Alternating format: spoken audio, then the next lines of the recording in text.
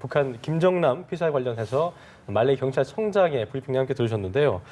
일단 오랜 시간 들으셨기 때문에 가장 주목할 부분 어떤 게 있었는지 먼저 우리 김철우 연구위원님께서 한 말씀 해주시죠. 예. 저는 북한 대사관 직원이 용의선상에 올랐다는 거죠. 2명이요. 예. 이제 하나는 고려항공 직원이고 그렇죠. 북한 대사관 현재 말레이에 있는 북한 대사관 직원 2등 서기관 현광송을 적시했다는 게 아주 중요한 의미입니다. 왜냐하면 국가 공권력이 관여된 사건이다. 북한 공권력이 관련된 사건이라는 것을 다시 볼을 북한 대사관 측에 넘기는 아주 중요한 의미가 있고 그 다음에 이런 전반적인 사건에 의해서 준비된 원고 하나 없이 흐름을 가지고 자기 기억에 의존해서 브리핑하는 아주 이례적인 루머 방지를 위해서 또 다른 루머를 양산하는 듯한 그런 건데 그럼에도 불구하고 우리가 잊지 말아야 될 거는 말레이 경찰이 북한 대사관 직원을 특정했다는 것은 북한 공권력을 관여했다. 또 두 번째는 김한솔에 대해서 자세히 답변을 하면서 얘기하면서도 이 사망자가 김정남이 아니고 김철이다라는 뭔가 앞뒤가 안 맞는 그런 해명을 했는데 그런 여러 가지 고충이 정치적인 고려라든가 외교적 고려가 담긴 고충을 반영한 거다 이렇게 봅니다. 네. 자, 박사님 어떻게 보셨습니까? 네, 저 자리에 물론 북한 기자는 안 왔고 아마 북한 그렇죠. 대사관 직원은 왔겠죠. 예, 근데 절대 그 강철 대사가 제안한 공동수사 우리 안 한다. 이게 단호하고 또 혐의자 중 4명이 평양으로 도망갔다. 이걸 이제 선언함으로써 결국 이제 책임은 전적으로 이 암살 퍼즐의 책임은 그 평양에 있다. 이것이 확인해 주었다는데 상당히 의미가 있고 또 하나 이제 중요한 것은 그 여성들을 통해서 2명의 여성이 이게 행동대원이었는데 그동안 뭐 스프레이를 뿌렸다 이런 얘기가 많이 나오는데 스프레이 뿌렸다는 얘기는 저 사람 입에서 일체 안 나온 거 보면 그냥 헝겊으로 덮는 그야말로 호흡기 헝겊으로 덮었다 보기도 아까 이제 손에 묻혀가지고 손으로 덮었다가 이제 씻었다고 얘기했거든요. 글쎄 그건 아마 헝겊에 묻혀서 하니까 이 범인들에게도 손에 묻었기 때문에 빨리 씻으라고 지시를 받았다고 하거든요.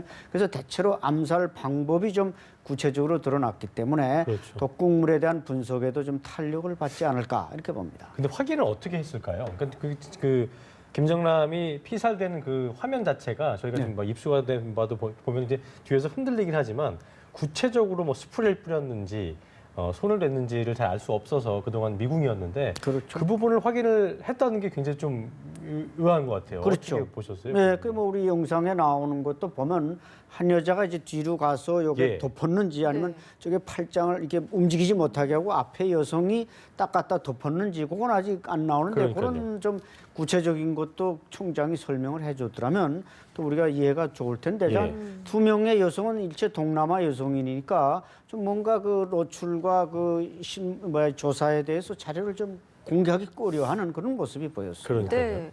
자, 어제 또 김정남의 시신이 안치된 병원에 침입자가 있었다고 하는데 그렇습니다. 말레이 경찰이 누군지 알지만 말은 하지 않겠다 이랬습니다. 어떤 점을 시사하는 걸까요? 애매한 말인 것 같습니다. 누군지 알지만 말하지 않겠다. 그러니까 주 말레이시아 북한 대사 강철과 이 경찰 당국의 어떤 신경전인 측면도 있고 분명히 구체적인 사실관계는 알지만 말레이시아 그 총리서부터 그 상부 지휘구조에서 또 나름대로 지침이 있지 않겠습니까? 그렇기 때문에 준비된 그 어떻든 사실관계를 적시한 내용 없이 자기 기억에 의존해서 흐름을 얘기하는 그런 브리핑을 했지 않습니까? 그래서 상당히 이례적인 브리핑이고 지금 어저께 그 침입자가 있었는데 알지만 모른다라는 이것이 상당히 그 중요한 의미를 알지만 얘기 안 하겠다.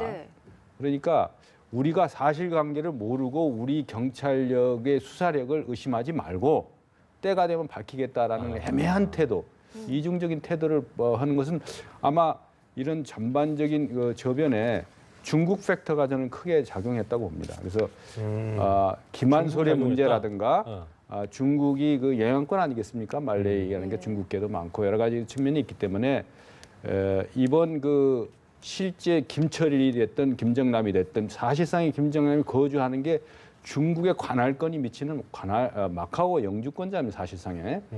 그렇기 때문에 그 영주권자의 그 시신이라든가 여러 가지 김한솔이나 어떤 누가 유가족이 가더라도 중국의 관할권에 있는 인물이 가는 거 아니겠습니까?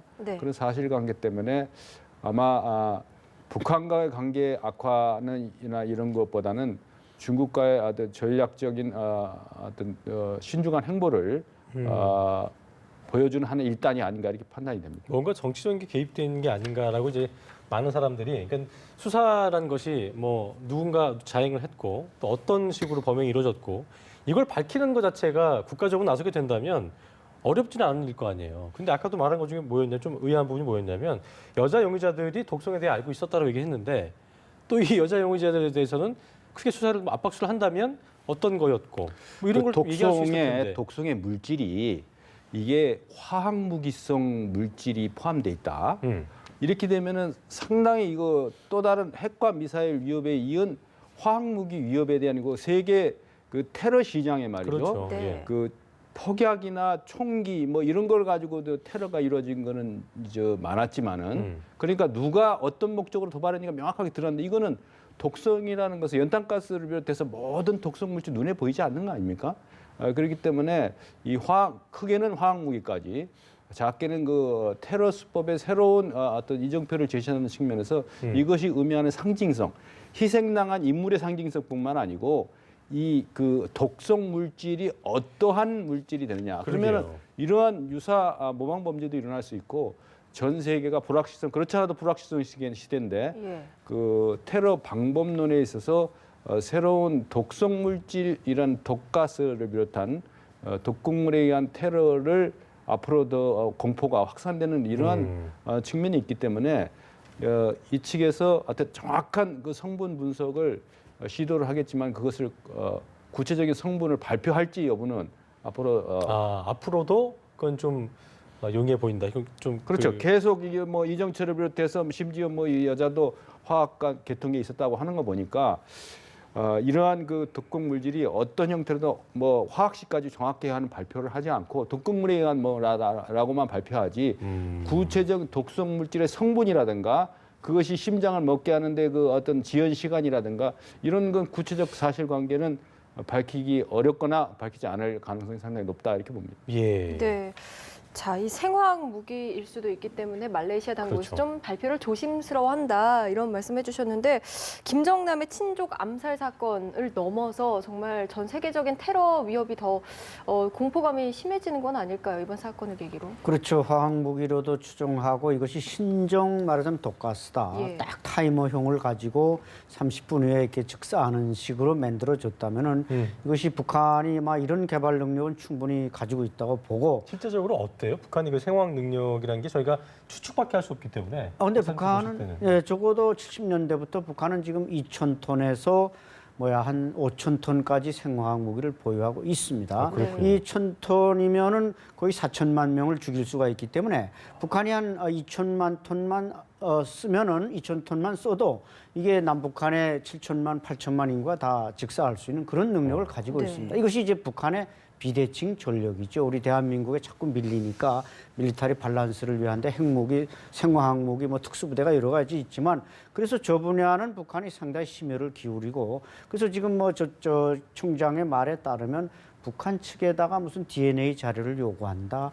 이것은 또 그 기자회견 중 하나의 엉터리입니다. 뭐 협조 요청한다고 했지만 뭐 해줄 리가 없잖아요. 해줄 리도 없지만 예. 그 사람들은 아마 김철이라는 것은 저건 가명이고 존재하지 않는 사람인데 과연 무슨 그 사람의 뭐 치설이니 뭐이니 이런 그 도구들을 줘서 입증을 시킬 수 있는가? 저것을 입증시킬 수 있는 사람은 김한서를 비롯한 그 가족입니다. 네. 네. 그렇기 때문에 말레이 경찰은 또 이제 중요한 얘기가 이것을 꼭 해결할 수 있는 확신을 가지고 있다. 이것은 뭐 거의 80~90% 북한의 소행으로 이미 이제 다 확신을 했다는 거죠. 다만 증거 자료들을 좀 구비하기 위해서 시간이 필요하다. 또 뭐 저런 샘플을 또 미국으로 보냈다는 거 보면 그 아주 화학 무기가 예. 새로운 신종 화학 무기이기 때문에 미국의 분석에 의존해야만 되는 이런 그러겠네요. 문제도 또 남아 있는 것 지금 같습니다. 박사님 말에 따르자면 어떻게 보면 이번에 어떤 그 굉장히 신종 화학 무기로 밝혀지게 된다면 국제사회의 압박이 좀 이루어지는 상황에서 어떤 경고 차원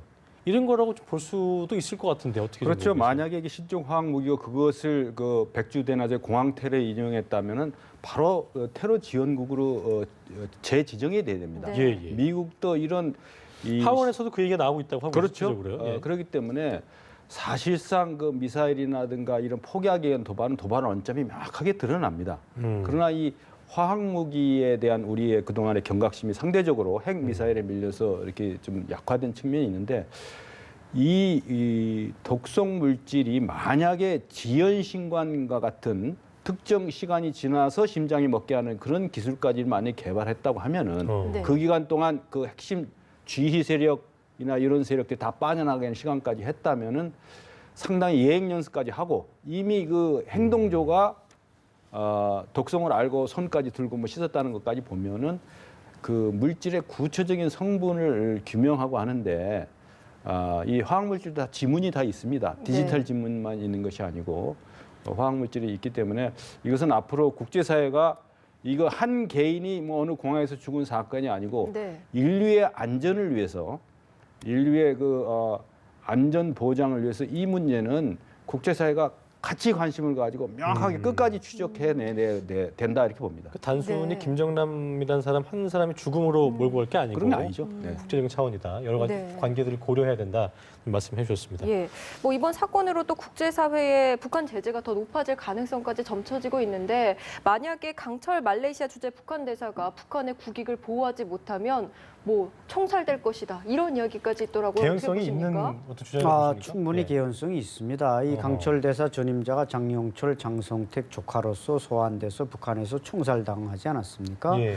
따라서 이 사람이 지금 대처 능력은 뭐 나름대로 열성적으로 합니다마는 대사관 직원 중에 이등서기관 현광성이라든지 지금 47세라 그러죠. 44세. 예. 대사관 직원 중에 박혀있던 스파이들이 말레이시아 정보당국에 노출됐다는 것 자체로도 이 대사의 책임을 묻는 것입니다. 네. 거기다가 뭐 여러 차례 강성 발언에다가 아까 또 시신에 누가 뭐 사람을 침투시켜서 뭐 시신을 좀 해치려고 했다든지 이런 것도 다 어떻게 보면 저 사람의 미숙으로 책임을 져야 되는 겁니다. 그렇기 강철 때문에 대사 스스로의 어떤 불안함을 표현한 걸 수도 있겠네요. 그렇죠. 그 사람이 어떤 과잉충성일 수도 있습니다. 내가 이게 장용철의 운명을 만나냐 이렇게 생각했다면 그런 오버된 행동들을 해서 평양에 뭔가 좀 점수를 따려 했지만 그게 오히려 더 오버된 행동으로서 평양에 돌아갔을 때 아마 지금 말레이시아가 지금 평양 주재 말레이시아 대사를 소환했듯이 네. 평양도 이 사건이 어느 정도 윤곽이 드러나면 저 대사를 소환할 가능성이 높고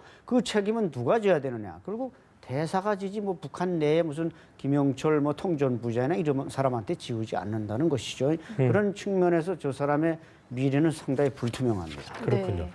말레이 당국의 태도도 조금 애매한 것 같은 게 이제 그 최근에 처음에는 좀 이제 중립적인 외교 노선을 걷는 것 같다가 최근에는 이제 뭐 상당히 대국 강경 모드로 좀 돌아선 모습인데요.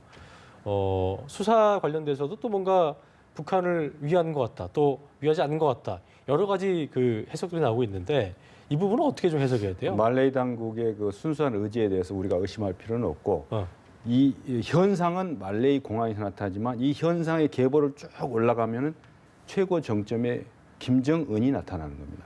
김정은의 지시와 묵인과 지령 없이 이거 이루어진다 절대 있을 수 없는 거죠. 그래서 이 나타난 현상에 너무 집착하다 보면 뿌리 근원을 잘 놓치게 되는데 김정은의 그 사건 직후에 여러 가지 채용이가 없어졌다든가 표정 이런 거 보면은 후속 조치를 그런 식으로 하느냐라고 아주 노발대발하는 측면이 보입니다 말입니다. 그래서 이 모든 이 현장 이 상황이 자칫 잘못하면은 자기들이 의도했던 것과 정반대의 부메랑으로 체제 존립 자체 안정성 자체까지 위협하는 거기 때문에 우리가 현장도 잘 봐야 되지만은 말레이 당국의 여러 가지 조사도 잘 봐야지만 이것을 거슬러 올라가서 최고 정점에 있는 앞으로 김정은의 행태라든가 지시라든가 이런 것도 우리 관계 정보 당국이나 이런 것도 국가안보 차원에서 해야 돼요. 왜냐하면 이런 모든 시선을 돌리기 위해서 엉뚱한 예측 불허의 도발을 자행할 소지가 있다. 우리가 이걸 관심을 갖는 이유는 바로 국가안보적 차원에서 함의가 있는 사건이지 어떤 미스테리고 뭐 백두혈통이고 뭐 이런 백두혈통이란 말 자체도 잘못된 거고 네. 비운의 형태도 더더욱 잘못된 거 이런 화학무기성 독극물을 가지고 백주나라의 인류에 대한 공포를 조장했다는 이런 거에 대해서 응징으로 봐야 되지 그렇기 때문에 이 국가안보적 함의를 우리 국민들이 잘 이해하고 또 다른 형태의 그 관심을 다른 데로 전환시키기 위한 유사 도발이라든가 예. 또 고위 탈북자나 또 탈북하게 마음먹은 사람들에 대한 모종의 경고 메시지 이런 그렇네요. 측면도 우리가 고려해야 된다 이렇게 봅니다. 알겠습니다. 네. 자, 말씀 여기까지 듣겠습니다. 네. 지금까지 김철우 국방연구원 연구위원, 안찬일 세계북한연구센터 소장과 함께했습니다. 두 분 고맙습니다. 고맙습니다. 어?